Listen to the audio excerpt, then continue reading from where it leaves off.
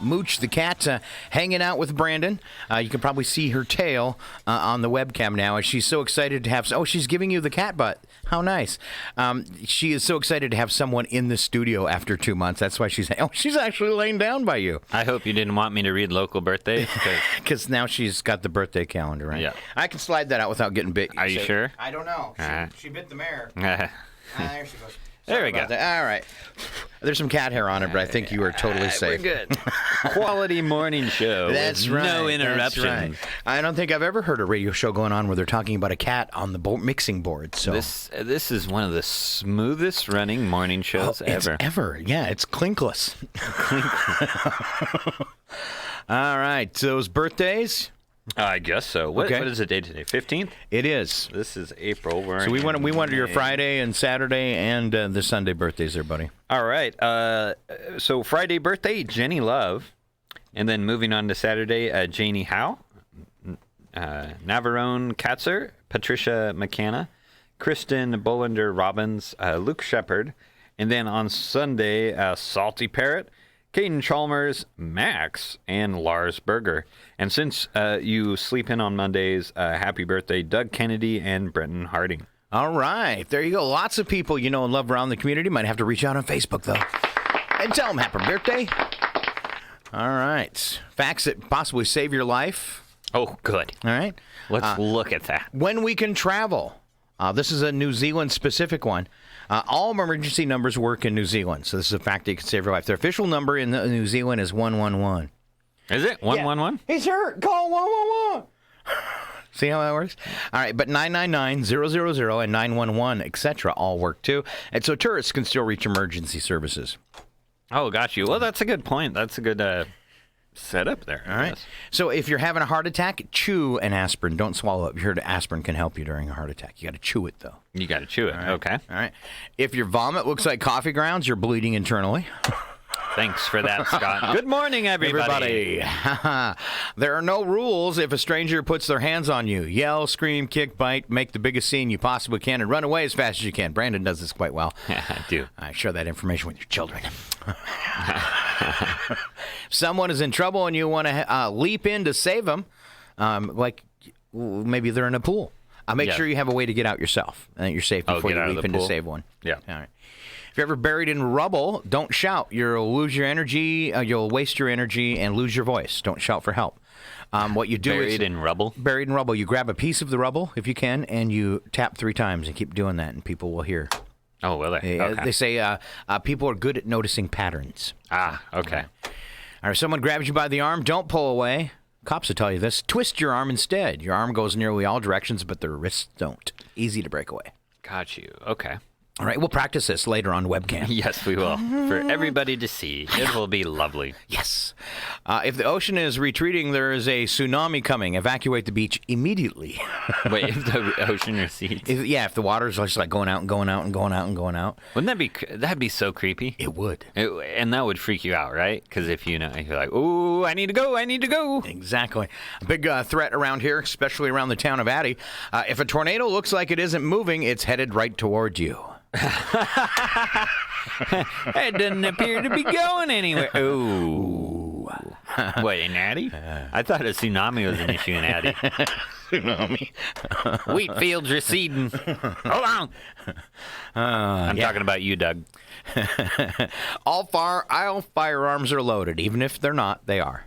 That's a good rule. You know, that actually is a really good rule. Like, I can't emphasize that enough, how some people don't treat it that way.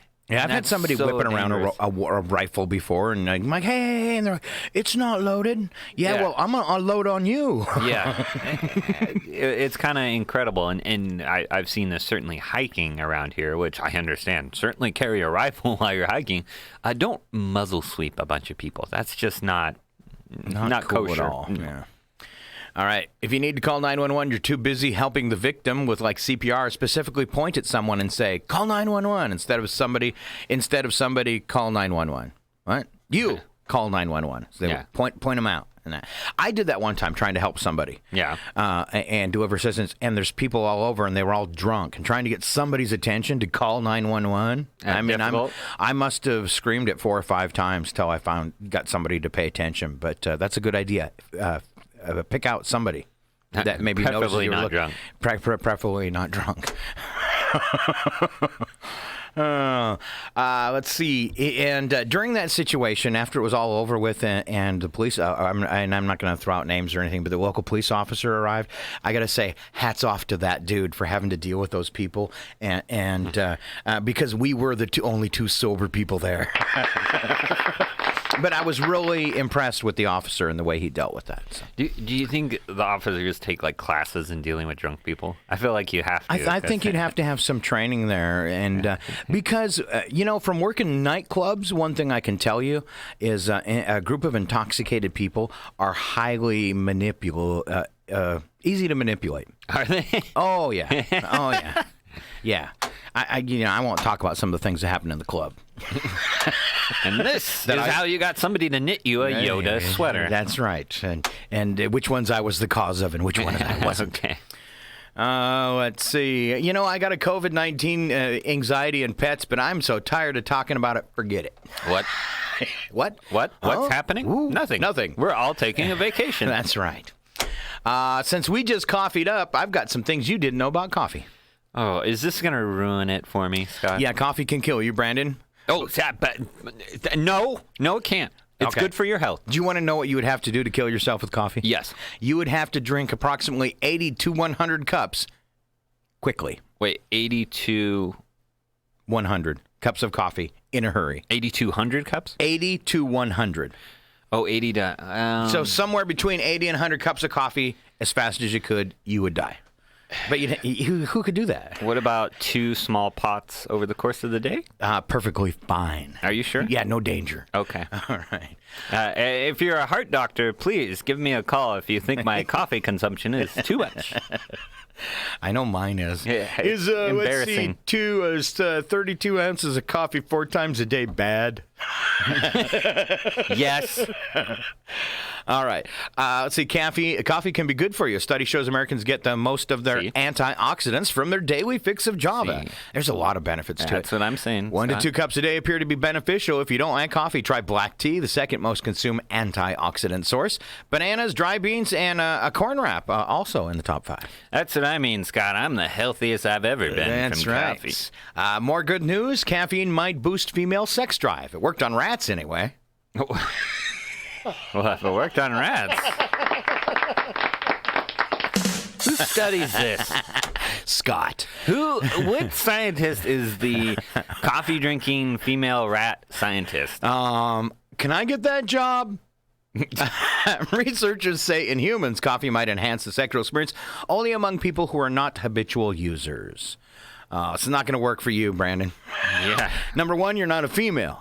Yeah. Number 2, you're a habitual user. Habitual user. Coffee might cut pain. Moderate doses of caffeine, the equivalent of 2 cups of coffee, can cut post-gym pain from working out. Yeah, I don't feel a thing, Scott. And me either. And you can punch me right in the face. I have so much coffee in me, I will not feel a thing. Coffee can keep you up all night. Did you say Kathy? Caffeine. You said Kathy. Welcome to Wisconsin KCHW. We got a coffee. We got the best coffee here ever. Let's see. Health experts advise avoiding it for 6 hours before bedtime. What? Don't drink coffee 6 hours before bedtime? Yeah. What's 6 hours before bedtime? I am so used to coffee that you drink and go to bed? My 32-ounce glass right now, I can finish that by 9, and by the time you're out of here, 9:15, by 9:30, I'm sleeping.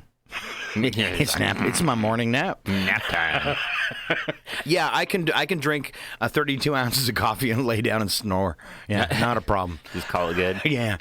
Decaffeination, for those of you who think, ooh, decaffeinated coffee, they use chemicals in that. Beans or steam. Wait, what? Yeah, they use chemicals in decaffeinating that coffee. Oh, okay. So explain how. What? Oh, it says beans are steamed so that dissolved caffeine rises to the surface, where it is washed off using an organic solvent called methyl chloride. Sounds good. Sounds good. Caffeine is not the bitter culprit. Caffeine is not the main bitter compound in coffee. Rather, the pungent perpetrators are the antioxidants are what makes it bitter and good for you. But that's the reason my blood vessels are so cleared out, right? Yes. That's science, folks. It is. I like how I explained viruses in the previous break, and now I'm just talking. Now you're just talking sideways. Yeah. All right. Great coffee depends on roasting and brewing. When it comes to great flavor coffee, chemistry boils down to the roasting and the brewing. During roasting, oil locked inside the beans begins to emerge at around 400 degrees. The more oil, the stronger the flavor. Caffeine content goes up as the water spends more time in contact with the ground. So regular coffee has more of it than espresso or cappuccino. It has more caffeine? Yes. Really? Yeah, that's surprising to know. That is interesting. But aren't like espresso beans more like powerful? I would think so. Because I know I have an espresso, and this is my second one. I'm pretty jazzed, you know. So. You are kind of like almost like vibrating. I'm jittering over here. If you're watching on the webcam, I'm just like bouncing up and down. Oh, do you do the leg bounce thing? I know only certain people in society do that, but the leg bounce, right? Yeah. I annoy Morgan so much with it because anytime I'm like nervous or thinking or something, that leg just bounces like a dog kind of deal. And she's just like, "What are you doing?" I do it 24 hours a day. Yeah, it's great. So I went in for like the sleep apnea study. And after it was all over with, the guy said, "So you've got mild sleep apnea." He says, "But what you have is the worst case of restless legs I've ever seen." He says, "Your little legs are going like you're running a marathon all night long. You must wake up really tired." And I was like, "I do." So apparently, I do all my jogging while I'm sleeping. And then did the guy then go study female rats drinking coffee? Exactly. That's what he did. All right. Can you do a good goat sound effect? I can't. No. You can't? No, let me try. There you go. This is quality radio. This is quality radio. Coffee was discovered by goats. What? Coffee was discovered by goats. How was it discovered by goats? All right, let's find out. A millennium ago, on a mountainside in Africa, a herd of goats kept a shepherd up all night after feasting on red coffee berries. Really? Mm-hmm. Wait, it comes from berries? Well, the plant puts off some berries. Oh, got you. All right. Got you. Okay. The shepherd took his animal's discovery to some monks, and after a very long prayer session ensued. Well, good story. So it came from monks? Well, goats found it, and then it was taken a shepherd. Imagine being the monk that discovered this. Oh my, well, I'm quite excited right now. I hope it's not like the Chevette cats where they use the coffee after it came out of the goats. Oh, yeah. They do that in some countries, and it's disgusting. We do drink milk here. Can I do the one, and I really hate to wrap up the show this way, but it seems wrong. It's Women in the Workplace, 1943. No, Scott, Come on. Do you want to know what they thought about? This is an actual excerpt from a magazine written for male supervisors in 1943 on how to handle women in the workplace. Hold up. We got to put a disclaimer here. No. Whatever Scott's going to read is going to be offensive, and this is going to be embarrassing. I just want to put a disclaimer out there. I don't agree with this, and this is ridiculous. Because he just got married. That's the only reason. Yeah. All right. Actual excerpt from 1943. This one tells male supervisors to pick young married women. They usually have more of a sense of responsibility than their unmarried sisters. They're less likely to be flirtatious. They need to work, or they wouldn't be doing it, and they still have pep and interest to work hard and deal with the public efficiency. You know, what I'm kind of envisioning is a guy telling me this while smoking a cigarette and wearing a fedora. Yes. Talking like this. Hire the married women. Yes. When you have to use older women, try to get ones that have worked outside the home at some point in their lives. All right? Gosh. Because older women have never contacted the public, have a hard time adapting themselves, and are inclined to be cantankerous and fussy. Who put this Ooh. together? A grumpy old man? In 1943. In 1943. Yes. It's always well to impress upon older women the importance of friendliness and courtesy. Oh, my goodness. Oh, wow. This one is not going to go over well. Yeah, well, then don't say it. No, I have to. Because our ratings just dropped off the map. General experience indicates that husky girls are even more tempered and efficient than their underweight sisters. Husky girl? Husky girls. All right. Who... Where is this from? Is this from a magazine? Yes. Yes. Gosh. And it was a magazine for male supervisors did in Charlie Sheen 1943. put this together? He did. Listen to this one. Retain a physician to give each woman you hire a special physical examination. Retain a physician to give each woman you hire a special physical examination. Can't they just go to the doctor themselves? I don't know. What? This- 1943 sounds like a terrible year. It was. Says this step not only protects the property against the possibility of a lawsuit, but reveals whether the employee-to-be has any female weaknesses, Oh, which would make her goodness. Yeah, mentally or okay. physically unfit for the job. Right. Wow. That is... That's kind of disgusting, Scott. That whole thing. Well, is like- I mean, look at how they were treating women in 1940. So is there any wonder when people, like... I hate when people talk about the good old days and then you bring something up like this. And it it's was like, not the good old days. Yeah, this is pretty brutal. I mean, it is kind of funny in the way of how out of touch it is. Yes. But boy, And the last one, get enough variety in operators' uniforms so that each girl Oh, can have a boy. proper fit. This point can't be stressed too much and keeping women happy. Yeah. Now you know why the Me Too movement happened. Well, goodness. Now you know why nobody wants to go back to the 40s. Well, it's like if you go into one of those things and you find out laws that are still on the books that probably shouldn't be. Right. Stevens County probably has a few of them. That's right. All right, we're going to head out the door here in just seconds. Oh, yeah. Yeah. But Boy, I we blew through that 2 hours like nothing. It was easy. Yeah. Wow, like we've done it before. I want to do this, though, for the last couple minutes. Oh, I knew you were going to bring this up. The following program is closed captioned for the thinking impaired. I don't like trivia, Scott. You make me feel silly. I want them answered immediately. All right. Can I see the answer before? Before I ask the question? Yes. Okay, what do you think the answer to the first trivia question will be? Everlasting gobstoppers. Oh, you are really close. At the peak of its popularity, there were over 1.5 billion of these tiny little stuffed animals in circulation. Oh, I know this. Because they all now reside in Chihuahua. Yes. Can I just explain to people? These little stuffed animals can go away. Unless, for some reason, they become some sort of pandemic money. Beanie Babies Oh, you're right. need to go away, especially in Chihuahua. You know how many, like, the citywide yard sale? It's like a Beanie Baby festival. Like, oh, my goodness. They're cute, though. I still have a few. Yeah. Really? Yeah, they're cute. Okay. All right, thanks to you, 300 million of these die every second. But 300 million? Yeah, Thanks die to every, just me or thanks just to all you, of us? 300 no, thanks to you. 300 million of these die every second. Like cells? Yeah. Wow. Hey. All right, 2 for 2. Thank you, JHS Ooh, biology class. 2 for 2. Well, the actual event took. Well, this actual. Sorry. You hope your teachers are listening? Yeah, I hope they are. Thank you, Gino. I can add.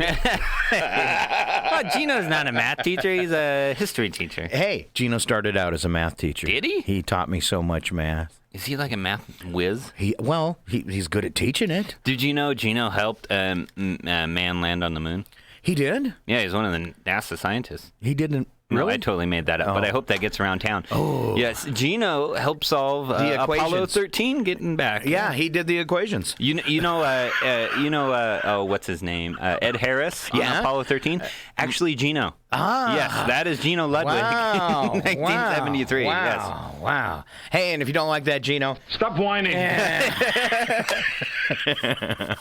All right. Well, while the actual event took 2 hours and 40 minutes, the movie about the event lasted 3 hours and 14 minutes. What's the event? Oh, I know this. This is easy a trivia. Sinking of the Titanic. Brandon Hansen, 3 for 3. I'm like Jordan today. Can't miss. His brain is gone. I'll give you 10 seconds. Name 5 things you can find in an aquarium. Go.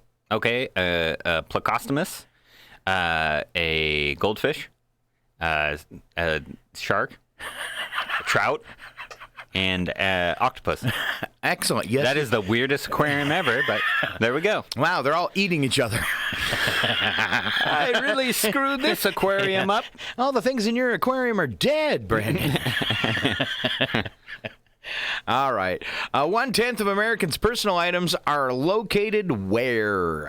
1/10? 1/10 of Americans' personal items are located where? 1/10 of the stuff you own. In mini storage. Exactly. 4 for 4. Brandon Hansen. I knew he was a smart guy. Keep it coming. Is this things Brandon know trivia? Yeah, it must be. Wow. Yeah. 4 for 4. In 1895, grape nut cereal was the first grocery product to utilize what?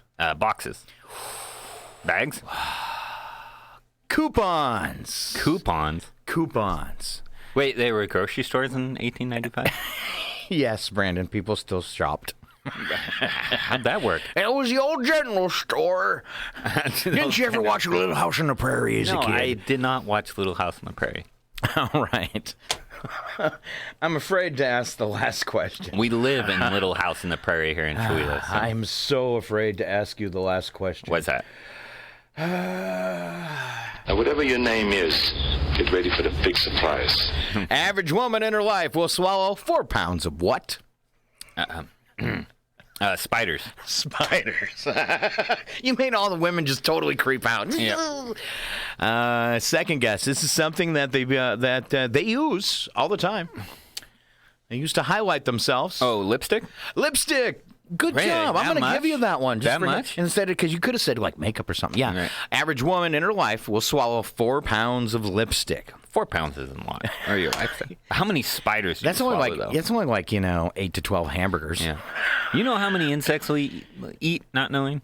Quite a few a night. So many. And I'm okay with eating the spiders. It's the flies that kind of bother me because they're disgusting. It's the flies. Scott swallowed a fly. You ever see the movie The Fly Yes. with Jeff Goldblum? Yes. That is a terrifying movie. Yes.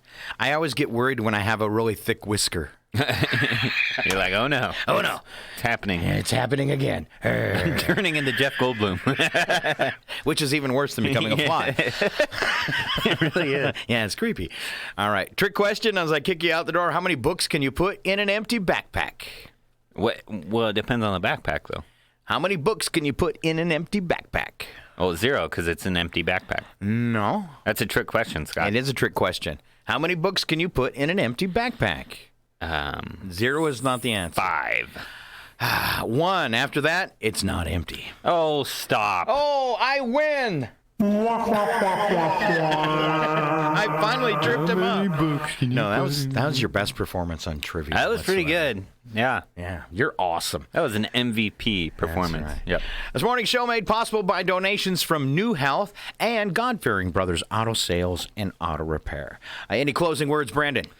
Stay safe out there. Excellent. And you'll come back next Friday and do this all live again in person? Yes. All right. Because we'll be in phase 2. Phase 2. All right, welcome to Phase 2, ladies and gentlemen. Your morning DJ or your evening DJs come back, at least they're invited back if they choose to, as of Monday. Don't forget tonight, the very last episode at 8 p.m. tonight of Reading Radio with our library manager, Brian Tidwell. This was part of our Stay at Home, Stay Safe. We had 12 produced episodes. The last episode of Miss Frisbee and the Rats of Nim tonight at 8 o'clock. Also, urge you to go to our Facebook page for KCHW Radio.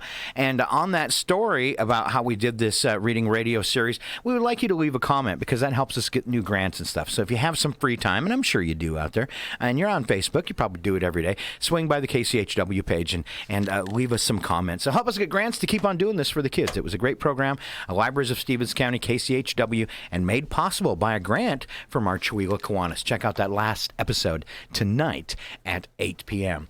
Other than that, thank you for being here today. I'm Scott Allen. I'm Brandon Hansen. Thank you very much. One of those Hansens. One of many. And we are KCHW 102.7. Please have an awesome weekend. I'm going to leave you with this. Welcome to Fantasy Island. It's 8:59. Your KCHW morning show made possible by a donation from God-Fearing Brothers Auto Center.